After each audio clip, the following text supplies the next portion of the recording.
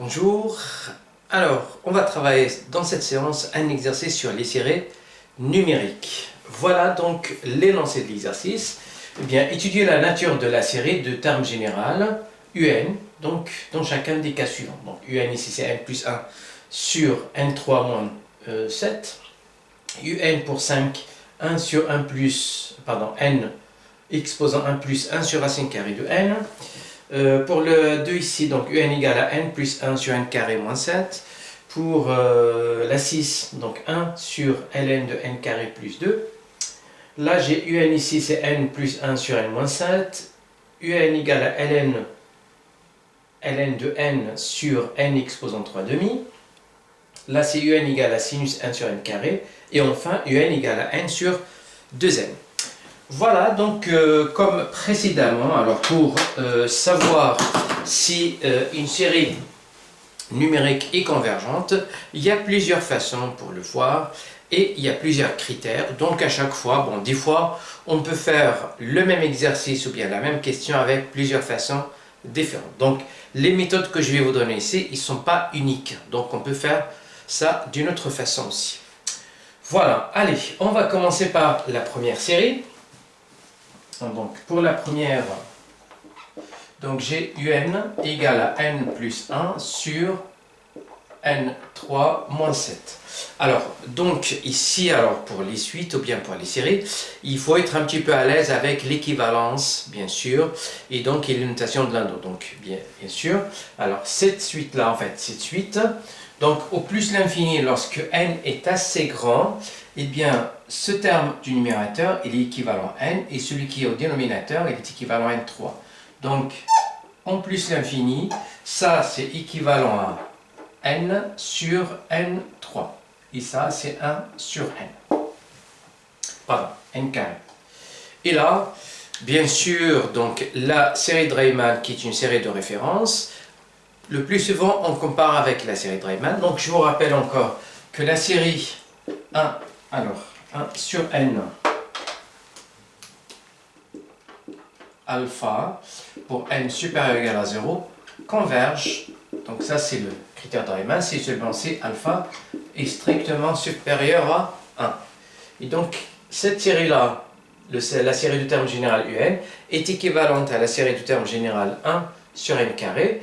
Et comme 1, la série donc de terme général, alors, d'après Riemann, donc là, comme 1 sur n carré converge, donc d'après Riemann, d'après donc Riemann, donc là, je précise que alpha ici égale à 2 qui est supérieur à 1, et donc puisque celle-là converge, et puisqu'elle est équivalente à un, et donc ça permet de dire que un converge. Parce que si vous avez deux séries dont les termes généraux sont équivalents, eh bien donc la convergence de l'une est équivalente à la convergence de l'autre. Voilà, donc pour la première. Alors on va voir pour la deuxième, c'est un peu la même méthode, donc je vais aller un peu plus vite. Alors pour la deuxième, donc j'ai un est égal à n plus 1 sur n carré moins 7. Et là, ce terme-là, en plus l'infini, équivalent à n sur n carré, qui est égal à 1 sur n. Et là, encore une fois, puisque j'ai la série de Riemann, avec alpha égale à 1. Et donc, la série ne converge pas. Donc, ce qu'on appelle ici, c'est la série harmonique. Donc, j'ai comme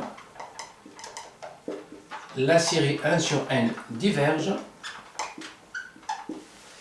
eh bien, cette série-là, donc la série du terme général un, diverge aussi. Alors,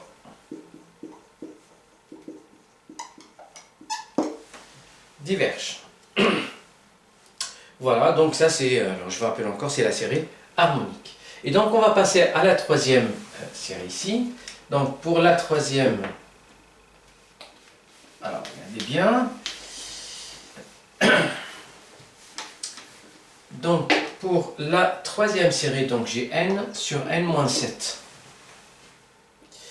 Et bien là, je vais utiliser donc la contraposée d'une propriété très importante. qui est la suivante. Donc on sait que, alors un petit rappel, ce que je constate ici que le terme général ne tend pas vers 0. Alors, qu'est-ce qu'on a ici? Ben, je sais que si par hasard j'ai une série UN qui converge,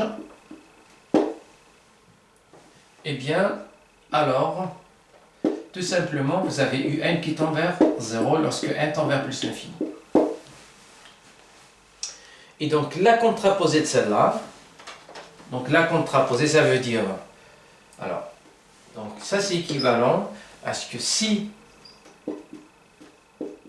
UN ne tend pas vers 0, alors la en fait le contraire ici c'est que la série diverge. Et bien c'est ça ce qu'on va utiliser ici. Donc regardez bien, et bien j'ai donc UN qui est égal à n plus 1 sur n moins 1, au moins 7, en plus l'infini, ben ça va tendre vers, donc en factorisant bien, ben voilà, donc ça c'est équivalent à 1, et donc ça tend vers 1, et donc qui est différent de 0. Et donc d'après cette contraposée-là, et ben, ça permet de dire que la série UN diverge. Donc qui est très connu aussi. Alors, si vous avez une série dont le terme général ne tend pas vers 0, et bien automatiquement cette série-là diverge. Alors on va passer maintenant à la quatrième, donc là c'était 3. Alors on passe à la quatrième série, donc la série numéro 4. Donc j'ai UN qui est égal à sinus 1 sur n carré. Eh bien, je vous rappelle encore une fois l'équivalence des fonctions. Eh bien, je sais que sinus de x est équivalent à x lorsque x est proche de 0, donc au voisinage de 0. Eh bien, lorsque n est très très grand, ça veut dire au voisinage de plus l'infini, alors lorsque n tend vers plus l'infini, ça veut dire elle est assez grand, et bien j'ai 1 sur n carré qui va tendre vers 0, c'est-à-dire 1 sur n carré est proche de 0. Donc ce qui est fait, je peux bien utiliser cette équivalence-là. Et bien, cela veut dire que sinus, donc j'ai UN qui est égal à sinus de 1 sur n carré, et ça c'est équivalent à 1 sur n carré en plus l'infini. Et là, je reviens encore, bien sûr, à la comparaison avec la série de Riemann. Et bien, comme celle-là, le alpha égale à 2, donc celle-là elle converge, ben forcément, la série du terme général UN converge. Donc toujours d'après Riemann. Et donc là, ça permet de dire que la série UN converge. Très bien. Donc on va passer maintenant à la cinquième série ici.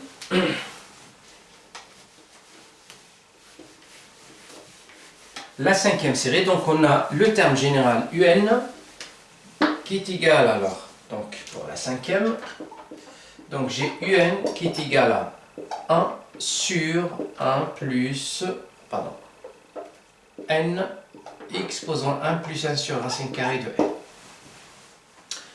Voilà, donc encore une fois ici, et donc on va essayer de modifier la forme ici pour avoir quelque chose que l'on connaît tout le temps. Donc regardez bien la décomposition que je vais faire ici.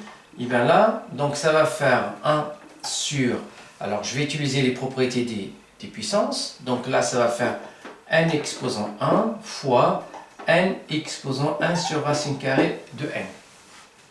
Donc la propriété est la suivante, c'est que a exposant n plus m, ça c'est a exposant n fois a exposant n. Donc c'est ce que j'ai utilisé ici. Très bien. Allez, je continue encore. Donc à partir de là, ça va faire alors 1 sur n.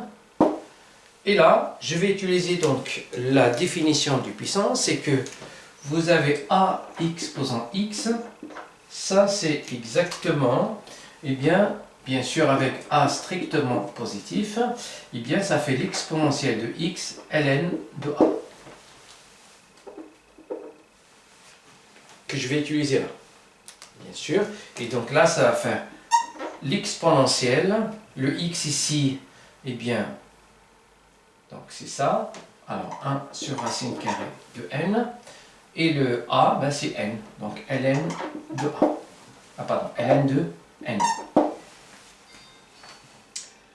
Voilà. Et donc après, bon, ça va faire quoi alors? Donc ça va faire 1 sur n.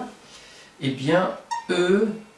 Alors, je vais remonter ça au numérateur pour avoir donc 1 sur n fois exponentielle de moins 1 sur racine carrée de n, ln de n. Et là, on va utiliser les croissances comparées. Donc, en plus l'infini, lorsque n tend vers plus l'infini, eh bien, j'ai tout ça qui va tendre vers 0. Parce qu'en fait, c'est 1 sur racine carré de n qui va l'emporter. Donc les croissances comparées, ça me permet de dire que ça tend vers 0 en plus l'infini. Qui veut dire que tout ça va tendre vers l'exponentielle de moins 0 qui est égale à 1. En plus l'infini. Et donc, qui veut dire que tout ce terme-là, en plus l'infini, il est équivalent à 1 sur n, puisque là c'est équivalent à 1. Et donc j'ai un en plus l'infini qui est équivalent à 1 sur n. Et on avait dit tout à l'heure que là c'est le terme général de la série harmonique qui est divergente. Donc, ou bien d'après Riemann, la série du terme général 1 sur n diverge. Donc, ça permet de dire que un diverge.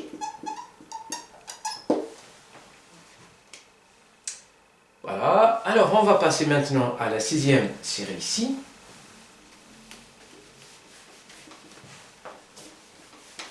Donc la 6e série, alors regardez bien, donc j'ai un qui est égal à 1 sur ln de n carré plus 2.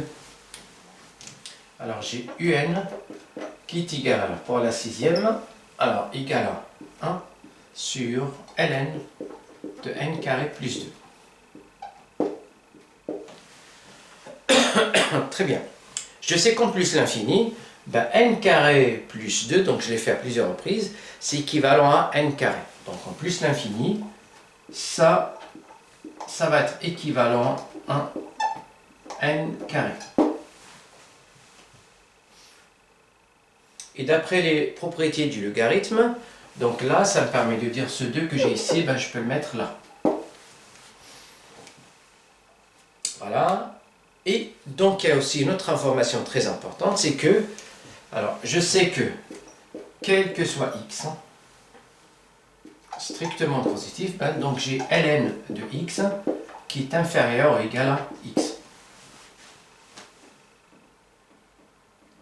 Et donc à partir de là, eh bien, même à partir de 1 si vous voulez, puisque le n ici, donc il va partir de 1, eh bien, qui veut dire que, quel que soit n appartient à n étoile, eh bien j'ai ln de n qui est inférieur ou égal à n.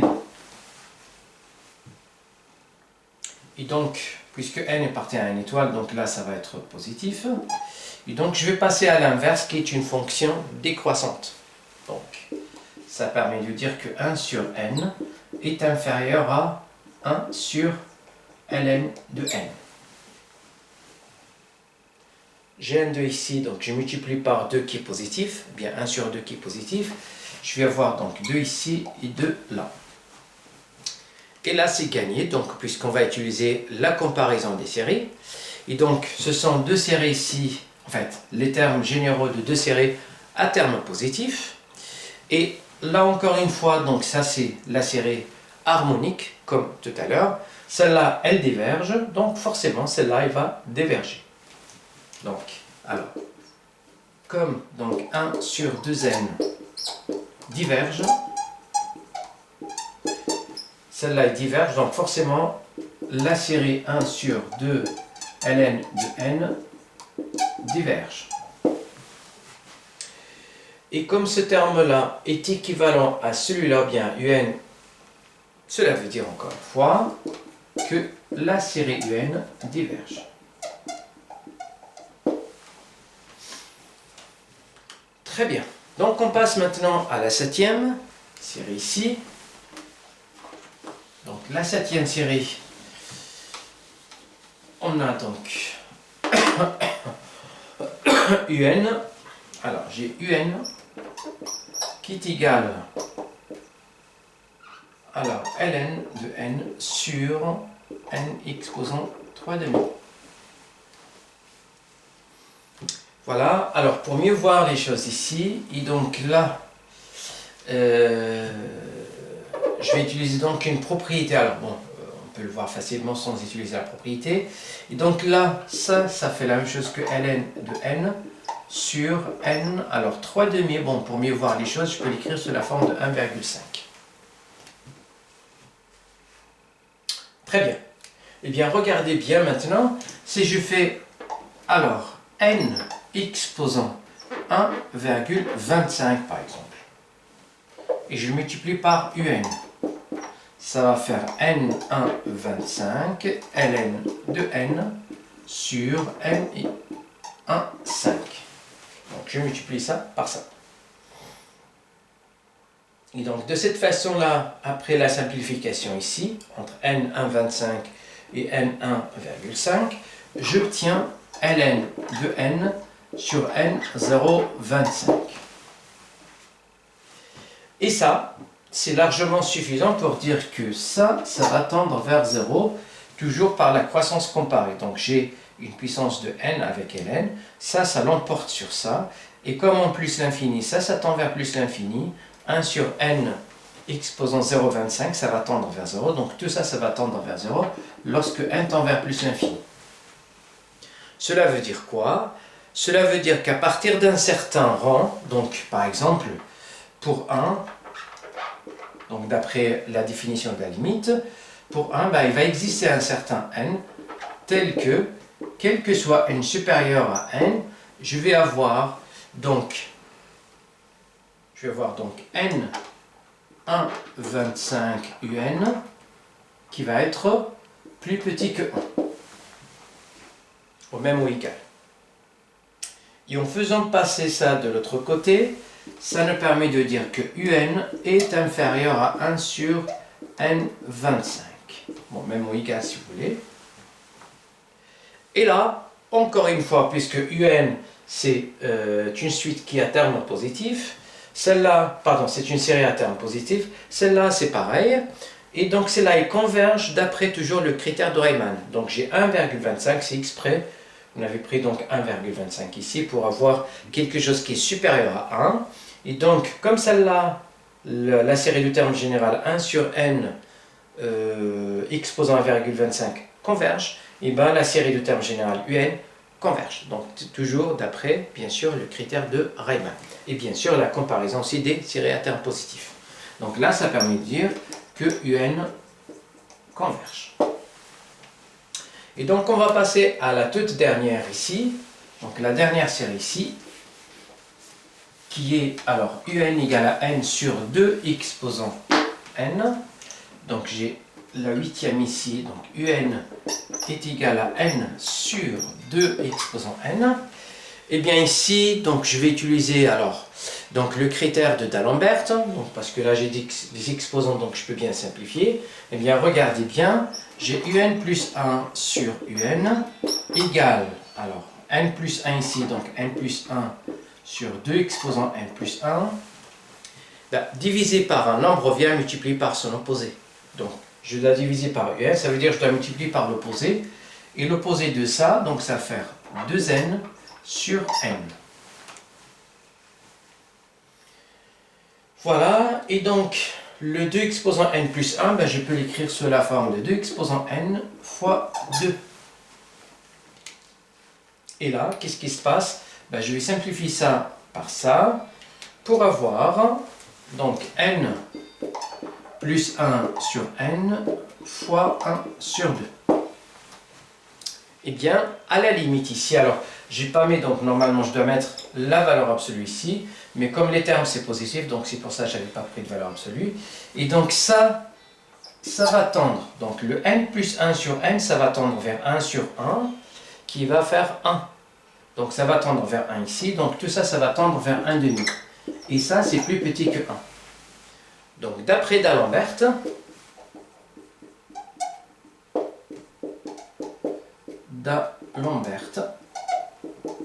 eh bien, donc la série converge. Voilà, donc on arrive à la fin de cet exercice. Donc on a traité 8 séries donc, qui sont un petit peu différentes. Mais vous allez voir, donc ça change à chaque fois donc d'un critère à l'autre. Voilà, donc je suis arrivé à la fin de cet exercice. Si vous avez des questions, n'hésitez pas à m'en faire part. Sinon, je vous souhaite une très bonne journée. Merci et à très bientôt.